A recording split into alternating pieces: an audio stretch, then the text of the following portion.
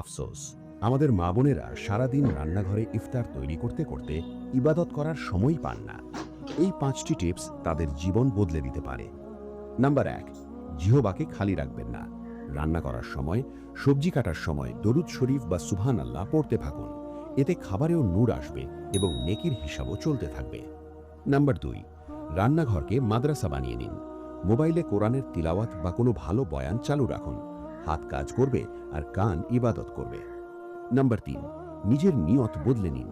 এটা ভাববেন না যে কষ্ট করে রান্না করতে হচ্ছে, বরং ভাবুন আমি আল্লাহর মেহমান রোজাদারদের খিদমত করছি। এর জন্যে আপনি জিহাদের সমান সওয়াব পাবেন। নাম্বার 4, সবচেয়ে গুরুত্বপূর্ণ, ইফতারের ঠিক 10 মিনিট আগে চুলা বন্ধ করে দিন। যাই হোক না কেন, এটা দোয়া কবুলের ভিআইপি সময়। এই সময়টা পাকোড়া ভাজতে নষ্ট করবেন না। জায়নামাজ বিছিয়ে নিজের ও পরিবারের জন্য দোয়া করুন। নাম্বার 5,